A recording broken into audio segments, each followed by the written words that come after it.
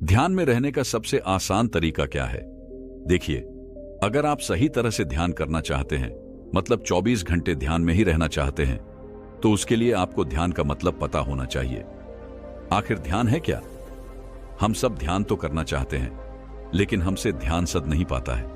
और वह इसलिए क्योंकि आपका मन कहता है मुझे ध्यान करना चाहिए, लेकिन आपका शरीर और आपका अवचेतन मन इसके लिए तैयार नहीं होते। अगर फिजिकल और मेंटली अपने आप को प्रिपेयर कर सको तो आप सहज ही ध्यान में उतर सकते हैं। आपको ध्यान करने के लिए कोई खास प्रयास नहीं करना होगा। आप 24 घंटे ध्यान में ही रहेंगे, समाज से जुड़े हुए, सभी कार्य करते हुए भी। यह वह तकनीक है जो आपका जीवन बदल सकती है। और हां, यह सबसे आसान तरीका भी है। यह वह शक्ति है जो सबके पास है। हो सका तो इस वीडियो के मैं 3 पार्ट बनाऊंगा, और इन 3 पार्ट्स में जो प्रयोग मैं आपको बताऊंगा, यह प्रयोग आपको 1 महीने तक करने हैं। और यकीन मानिए, 1 महीने का यह प्रयोग आपका पूरा जीवन, पूरा व्यक्तित्व बदल कर रख देगा। आप एकदम ताजा महसूस करेंगे, जैसे नया जन्म ले लिया हो। इन टेक्निक्स का प्रयोग भगवान बुद्ध, स्वामी विवेकानंद और कृष्णमूर्ति जैसे महान ज्ञानियों ने किया है। सोचिए, अगर ये विधियां इतनी शक्तिशाली हैं, तो आपके जीवन में कितना बड़ा बदलाव ला सकती है। मनुष्य के पास ध्यान की शक्तियां जगाने का सबसे आसान तरीका क्या है? श्वास। जब भी आप सुबह उठते हैं, किसी भी समय, बस उठते ही अपनी सांसों पर ध्यान लगाना है। बस आपको गहरी श्वास लेनी है। श्वास गहरी होनी चाहिए। आप सारा दिन कुछ भी कर रहे हो, चल रहे हो, फिर रहे हो, काम कर रहे हो, बस इतना ध्यान रखिए कि आपकी सांस गहरी है। आप गहरे श्वास ले रहे हैं। यह आराम से करना है। ध्यान रहे, श्वास जल्दी जल्दी नहीं, बल्कि लंबी और गहरी होनी चाहिए। बिल्कुल आराम से, शांति से, गहरी श्वास। और सबसे जरूरी बात, जब भी आप गहरी श्वास ले रहे हो, आपको पता होना चाहिए कि आप गहरी श्वास ले रहे हैं। इससे आपका ध्यान जाने अनजाने हमेशा आपकी श्वास पर टिका रहेगा। यह एक विपासना मेडिटेशन की ही एक अवस्था होती है। देखिए, यह प्राण ऊर्जा, यह श्वास, इसका बहुत गहरा विज्ञान है। यह एक पल में ही, इंस्टेंट, आपके पूरे व्यक्तित्व को प्रभावित कर सकता है। हां, यही सांसों की लयबद्धता आपको बदलती है, आपको इंस्टेंट चेंज कर सकती है। आपके मन की स्थिति बदलती है और आपके विचार, वो भी बदलते हैं। आपकी सोच बदलती है। ये सभी बदलाव आप जानते भी नहीं कि ये क्यों होते हैं। इन सब में आपकी श्वास सबसे बड़ी भूमिका निभाती है। आपकी श्वास ही डिसाइड करती है कि आपका स्वभाव, आपका व्यक्तित्व, आपको किस पल में कैसा होना है। इसे आप ऐसे जान सकते हैं। जब आपको बहुत गुस्सा आता है, किसी से लड़ाई झगड़ा हो जाता है, तो क्या आपने कभी ख्याल किया कि उस समय आपकी श्वास की गति कैसी होती है? वह किस प्रकार चल रही होती है? शायद आपने कभी ध्यान नहीं दिया होगा। जब आपको गुस्सा आता है, तो आपकी श्वास की गति एक विशेष प्रकार से तेज हो जाती है। अब आप यह सोचो, आपको गुस्सा आया, इसलिए आपकी श्वास की गति तेज हुई, या आपकी श्वास की गति पहले तेज हुई, फिर आपको गुस्सा आया? आप आश्चर्य हो जाएंगे। सबसे पहले आपके भीतर बदलाव होते हैं, फिर घटना बाहरी तल पर घटित होती है। यानी पहले आपकी श्वास बदलती है, फिर आपको गुस्सा आता है। जब आप एक कामुक अवस्था में होते हैं, काम वासना से ग्रसित होते हैं, तब ध्यान देना, आपकी श्वास किस गति पर चलती है। उस समय भी आपकी श्वास तेज गति में होती है, श्वास छोटी और जल्दी जल्दी होती है। आपका शरीर तपने लगता है। दोनों ही अवस्थाओं में एक समानता होती है। जब आपको गुस्सा आता है, तब भी आपका शरीर तपने लगता है। ऊर्जा के संचार की वजह से बॉडी गर्म हो जाती है, और काम वासना के समय भी यही होता है। श्वास की तेज गति की वजह से आपका पूरा शरीर, हर एक कोशिका, सब एक्टिव हो जाती है, और इसी एक्टिव मोड की वजह से शरीर ऊर्जा और गर्मी पैदा करने लगता है। और अगर आप चाहें तो इन दोनों ही अवस्थाओं में आप अपने आप को एक पल में रूपांतरित कर सकते हैं। केवल अपनी श्वास पर ध्यान लगाना है। आपको और कुछ नहीं करना, बस अपनी श्वास को कंट्रोल करो। श्वास लंबी और आरामदायक होनी चाहिए। धीरे धीरे, जितनी ज्यादा ऑक्सीजन आप अपने भीतर ले जाओगे, उतनी ही ज्यादा कार्बन डाइऑक्साइड आपके शरीर से बाहर निकलेगी। ये ऑक्सीजन आपके ब्लड में जाती है, आपके दिमाग तक पहुंचती है और आपके पूरे सिस्टम को बदल देती है। आपके विचार बदलते हैं, आपकी सोच बदलती है। आपकी बुद्धि तेज होती है। बस यही प्रयोग करना है। गहरी श्वास लो, आराम से लो और देखो क्या आपकी श्वास नाभि तक जा रही है। आप जब तक इसे करना चाहें कर सकते हैं। इसके लिए कोई विशेष टाइमिंग नहीं है। आपको जब जब ध्यान आए तब तब इस प्रयोग को करें। काम करते हुए किसी भी समय जितनी ज्यादा प्राणवायु यानी ऑक्सीजन आपके भीतर जाती है उतनी ही ज्यादा आपकी शारीरिक शुद्धि होती है। और किसी भी प्रकार के ध्यान में उतरने के लिए आपकी शारीरिक शुद्धि अति आवश्यक है। यह प्राणवायु, यह ऑक्सीजन, जब आप इसे ज्यादा मात्रा में अपने भीतर लेते हैं तो न सिर्फ यह आपके शरीर की शुद्धि के लिए आवश्यक होती है बल्कि आपके मन की शुद्धि के लिए भी आवश्यक है। लंबी श्वास आपके विचारों में परिवर्तन करती है। आपके भीतर जितने भी अशुद्ध विचार हैं वे धीरे धीरे मिटने लगते हैं, खत्म होने लगते हैं। आपके भीतर एक सकारात्मक ऊर्जा का विस्तार होने लगता है जिससे आपके विचार और बुद्धि शुद्ध होने लगती है। आपका मन शुद्ध होने लगता है और जब आपका मन शुद्ध हो जाता है तो आपका शरीर भी शुद्ध हो जाता है। तब ध्यान में उतरने के लिए क्षण भर भी प्रयास नहीं करना पड़ता। तब ध्यान करना नहीं पड़ता। ध्यान स्वयं ही घट जाता है, स्वतः ही हो जाता है। और मैंने आपको पहले भी बताया है, ध्यान करने जैसी कोई चीज नहीं है। ये तो होती है ना? तो आपको हर समय चलते फिरते एक सामान्य जीवन जीते हुए आपको अपनी प्राण वायु पर ध्यान देना है। ध्यान देने का मतलब है ये प्राण वायु यानी श्वास, ये लंबी होनी चाहिए और आराम से होनी चाहिए। यह प्रयोग आपको 7 दिनों तक करना है। 7 दिनों तक कभी भी, कहीं भी, जब जब आपको ध्यान आ जाए तब तब आपको यह करना है। जब आप यह प्रयोग करेंगे तो आपके साथ कुछ घटेगा, वह मैं आपको बता देता हूं। जब आप गहरी श्वास लेते हो तो इससे आपकी नींद कम हो जाती है, लेकिन आपको चिंता करने की आवश्यकता नहीं है। नींद कम जरूर हो जाती है लेकिन नींद की गुणवत्ता बढ़ जाती है। आपकी नींद गहरी हो जाती है तो आप जितनी गहरी श्वास लेंगे आपकी नींद भी उतनी ही गहरी होगी। आपकी गहरी श्वास आपकी गहरी नींद का कारण बनती है और जब नींद की गहराई बढ़ती है तो आपकी नींद की इंटेंसिटी कम हो जाती है। मतलब अगर आप पहले 8 घंटे सोते थे, अब आपके 8 घंटे की नींद केवल 4 घंटे में ही पूरी हो जाएगी और साथ ही आपकी नींद भी अच्छी हो जाएगी। आमतौर पर आप 8 घंटे सोकर भी इतना फ्रेश महसूस नहीं कर पाते, लेकिन जब आपकी नींद गहरी होती है तो बेशक 2 या 3 घंटे ही सोते हो तो गहरी नींद की वजह से आप जब उठते हो तो कई गुना ताजा और फ्रेश उठते हो, क्योंकि आपकी नींद की गुणवत्ता बढ़ चुकी है। नींद छोटी बेशक हो गई है लेकिन गहरी हो गई है। इसलिए आपने योगियों को देखा होगा कि वे सुबह ही ब्रह्म मुहूर्त में उठ जाते हैं और उन्हें सुबह जल्दी उठने के लिए कोई भी प्रयास करने की आवश्यकता नहीं पड़ती। वे स्वाभाविक ही उठ जाते हैं और उनके शरीर में आलस्य भी नहीं है, वह ताजा दिखते हैं। उनके ब्रह्म मुहूर्त में उठने की यही एक चाबी है। वह अपनी नींद को अपनी आवश्यकता अनुसार ही लेते हैं। वह अपनी नींद पर नियंत्रण कर सकते हैं, वह कंट्रोल करते हैं। वह जानते हैं कि उन्हें 3 घंटे में ठीक 3 घंटे की नींद कैसे लेनी है। तो अगर आप भी ब्रह्म मुहूर्त में उठना चाहते हैं तो यह प्रयोग आपको जरूर करना चाहिए। तो यह तो हुआ आपका ध्यान करने से पहले। मतलब अगर आप गहरे ध्यान में जाना चाहते हैं तो 7 दिन आपको यह प्रयोग करना पड़ेगा। अगर आप इस पहले सूत्र को 7 दिनों तक कर पाए तो उसके बाद आपको दूसरी चीज का ध्यान रखना होगा, वह मैं आपको बताऊंगा दूसरे पार्ट में। फिलहाल तो आपको यह फॉलो करना है जो अभी मैंने वीडियो में बताया है। इस वीडियो को बार बार देखना और इसे समझ लेना। अगर यह सूत्र एक बार समझ में आ गया तो समझो 40% लाइफ तो आपकी चेंज हो ही जाएगी। तो बस आज के लिए इतना ही। मिलते हैं अगले वीडियो में।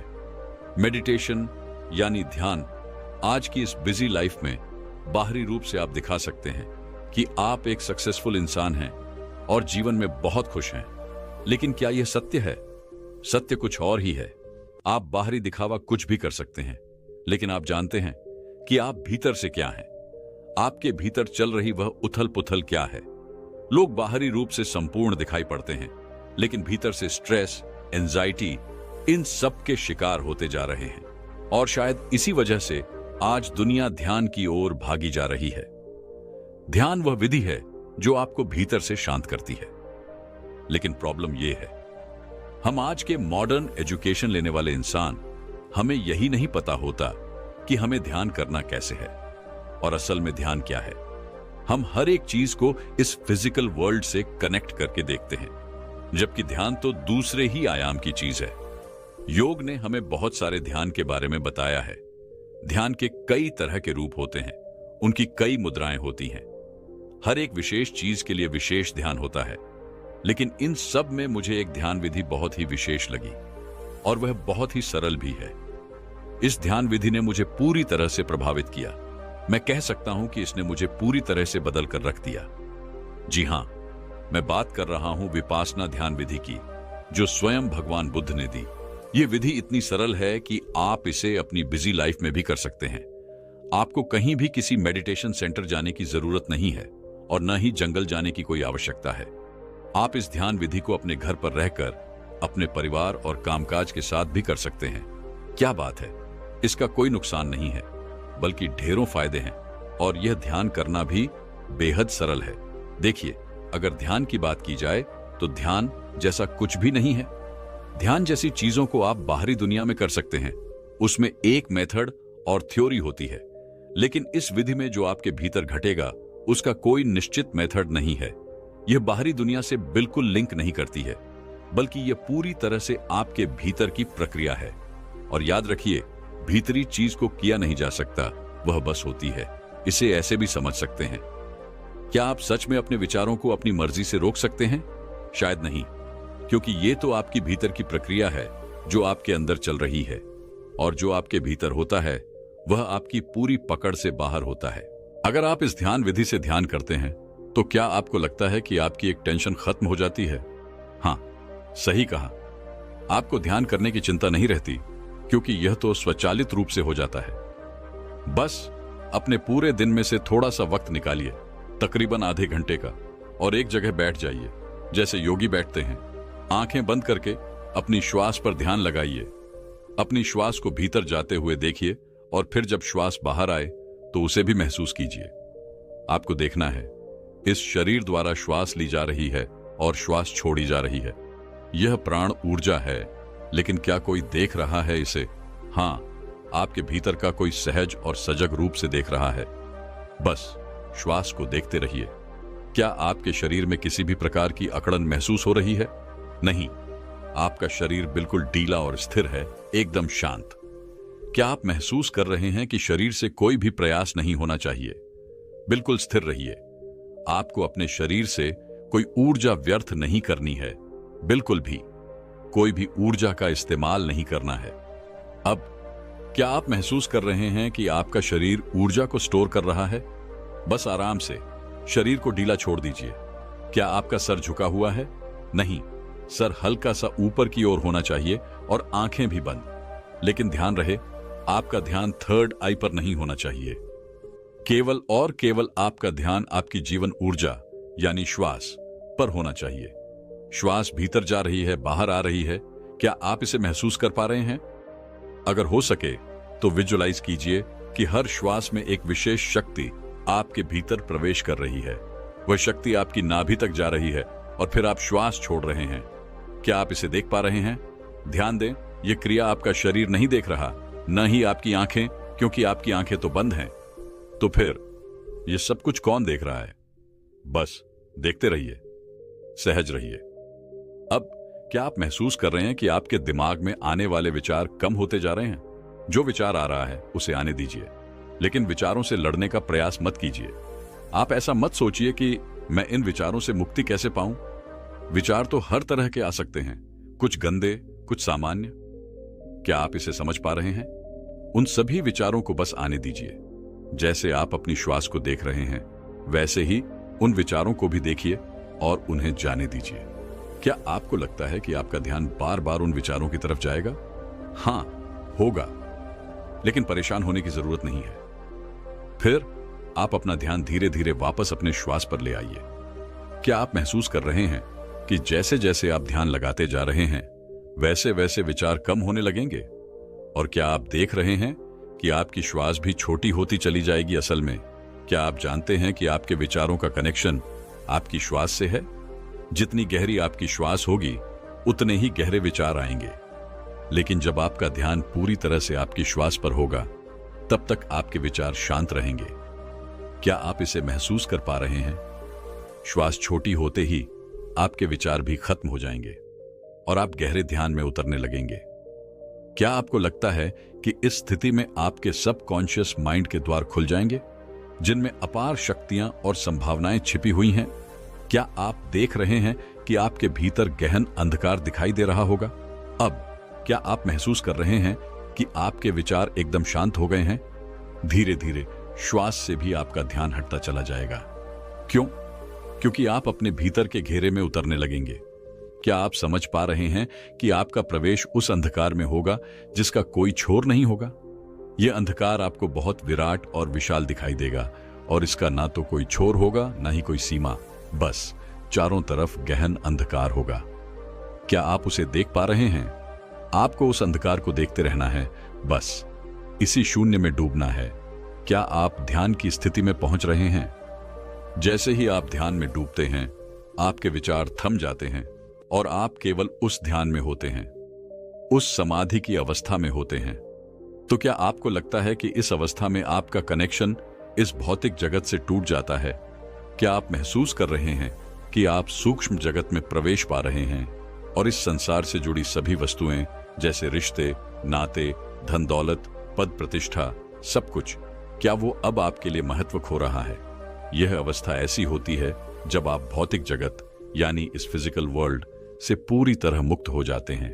क्या आप समझ पा रहे हैं कि यह वह परम आनंद की अवस्था है जो सभी दुखों और दर्दों से मुक्त कर देती है?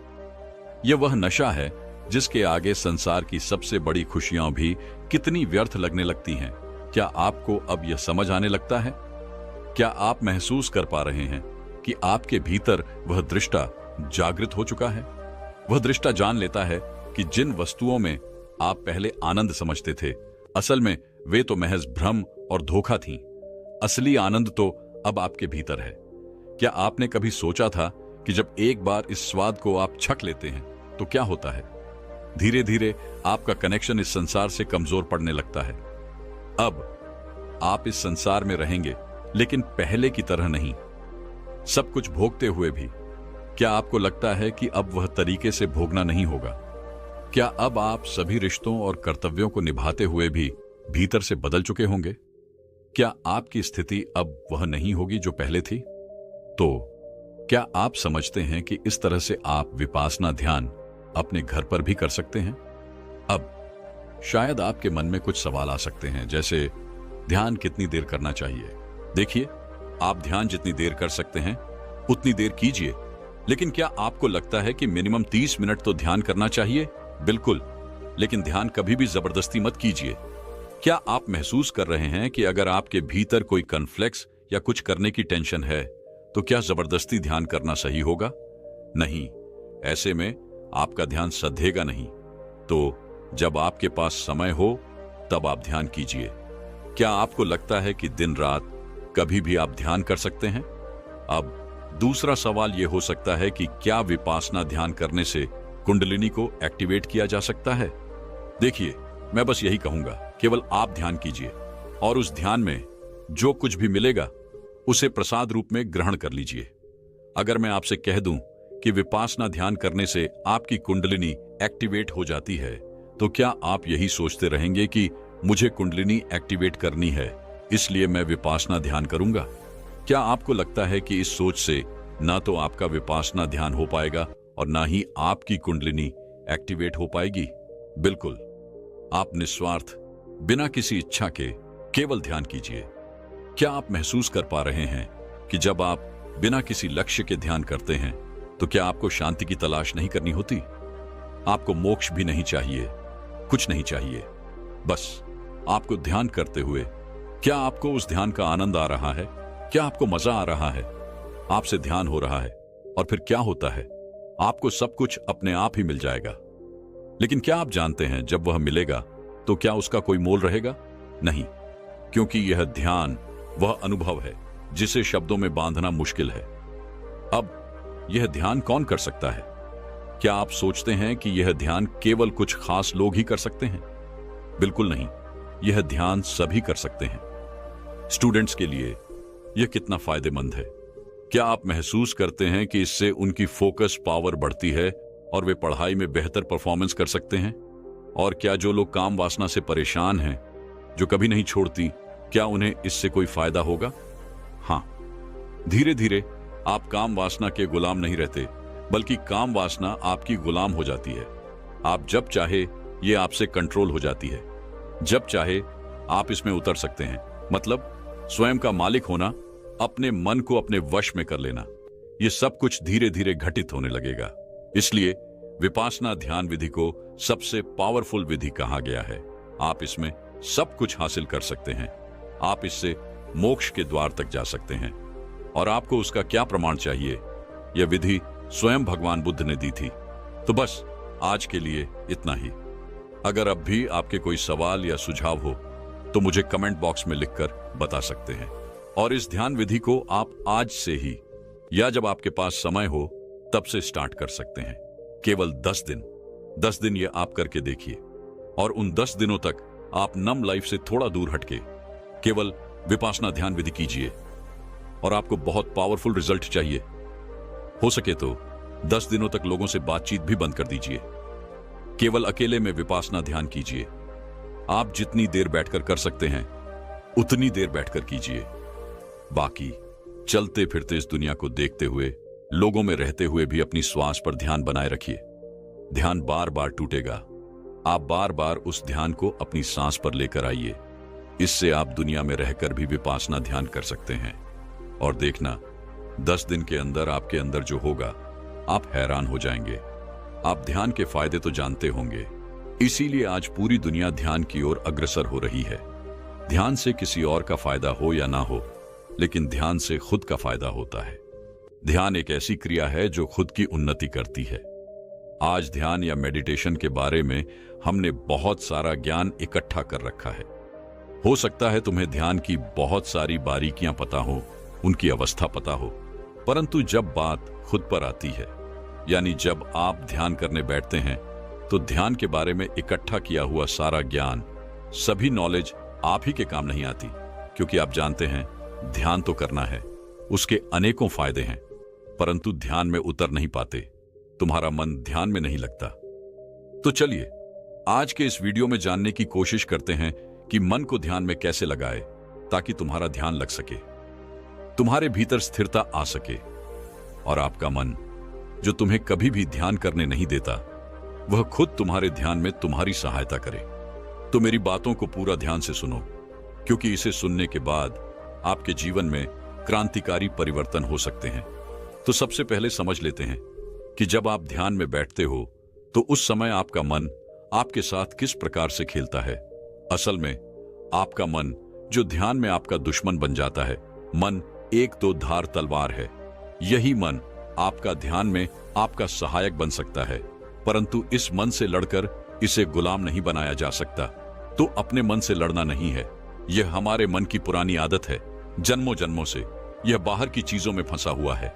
जब आप अपने मन का विश्लेषण करेंगे तो आप यह जानेंगे कि आपका मन सदैव बाहर की ओर भागता है, और जब तक मन बाहर की विषय वस्तुओं में भागेगा, बाहरी कल्पना करेगा, संसार में उलझा रहेगा, तब तुम्हारा ध्यान कभी नहीं लगेगा।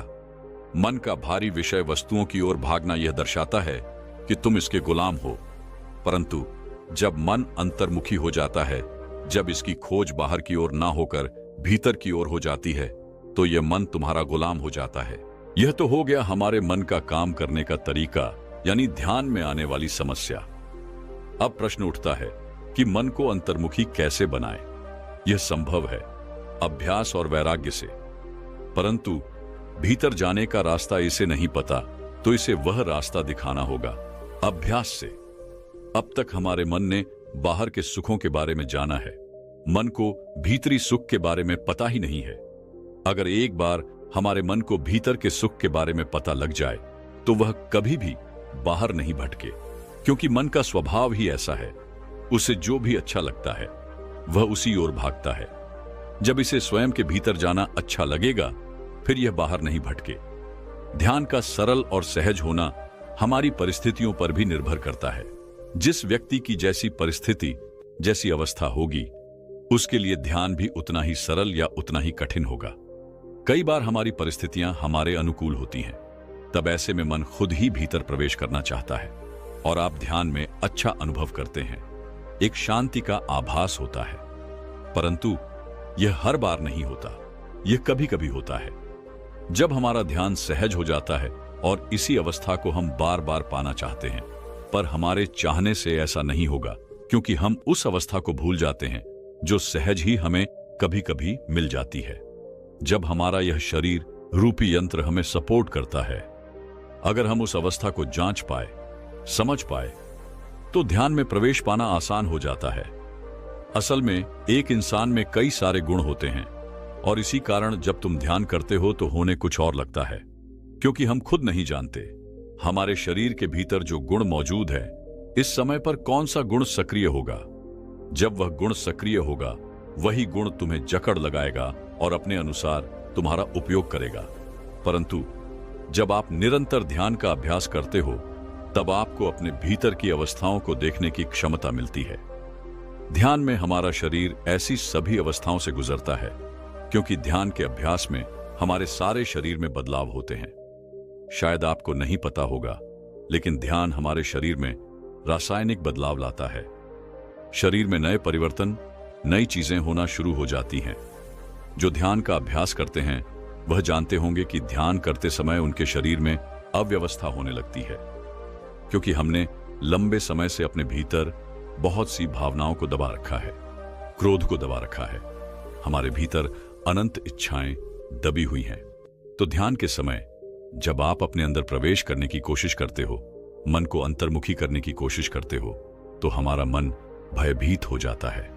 उसे हमारे भीतर भरा वह सब कुछ दिखाई देने लगता है जो हमने लंबे समय से भरा है। तभी एक घबराहट पैदा होने लगती है, एक उथल पुथल हो जाती है, और उस घबराहट, बेचैनी के चलते हम तुरंत ध्यान का अभ्यास तोड़ देते हैं और बाहर आ जाते हैं। असल में ऐसा इसलिए होता है क्योंकि जब हम ध्यान का अभ्यास करते हैं तो ध्यान हमारे दिमाग के भीतरी सिस्टम को बदल रहा होता है। ध्यान हमारे दिमाग को सिखाने का प्रयास करता है कि दूसरी तरह से काम करो। अभी तक बाहरी चीजों को समझने का प्रयास किया है, अब स्वयं को या भीतरी सिस्टम को समझने की कोशिश करो। एक ध्यानी को अपने भीतर की इस अव्यवस्था से गुजरना ही होता है।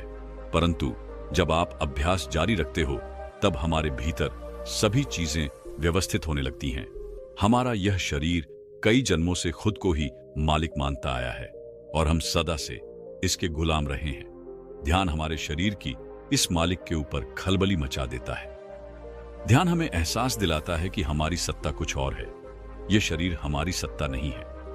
ध्यान हमें उस ओर इशारा देता है जहां असल में हमारी सत्ता है, जहां मालिक कोई और है। वह एक ऐसी अवस्था है जिसे पाने के बाद यह शरीर, मन, बुद्धि सब गुलाम हो जाते हैं और एक साधक को असल मालिक प्राप्त होती है।